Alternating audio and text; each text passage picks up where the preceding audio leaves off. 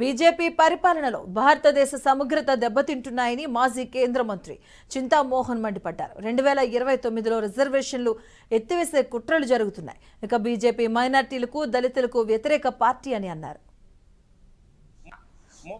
34 మంది సుప్రీంకోర్టు జడ్జిల్లో ఒక్క కులానికి సంబంధించిన వాళ్ళు 20 మంది ఉన్నారు. 20 మెంబర్స్ ఉన్నారు. సంపన్న వర్గాల నుంచి వచ్చారు. వాళ్ళకి ఆకలి తెలియదు, పేదరికం తెలియదు. ఈ 34 మందిలో ఒక్కరు కూడా ఒక్క ఎస్సీ కాలనీకి వాళ్ళ జీవిత కాలంలో వెళ్ళలేదు. మహాత్మా గాంధీ, జవహర్లాల్ నెహ్రూలు వెళ్ళేవాళ్ళు ఎస్సీ కాలనీలకి పోయి అక్కడ పాలు తాగేవాళ్ళు, మంచినీళ్ళు తాగి వీళ్ళెవరు ఇప్పటిదాకా వాళ్ళ జీవిత కాలంలో అక్కడ ఉన్నటువంటి 34 మంది సుప్రీంకోర్టు జడ్జీలు, గవర్నర్ల పిల్లకాయలు కూడా జడ్జీలే ఈరోజు.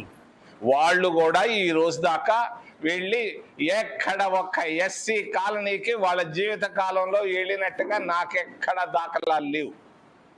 మరి దక్షిణ భారతదేశం, ఉత్తర భారతదేశం. దక్షిణ భారతదేశం నుంచి 5 జడ్జీలు ఉన్నారు.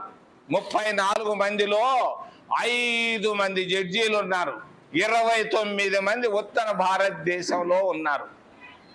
మరి ఢిల్లీ, బొంబాయి నుంచి మాత్రమే 10 మంది జడ్జీలు ఉన్నారు 34 మందిలో.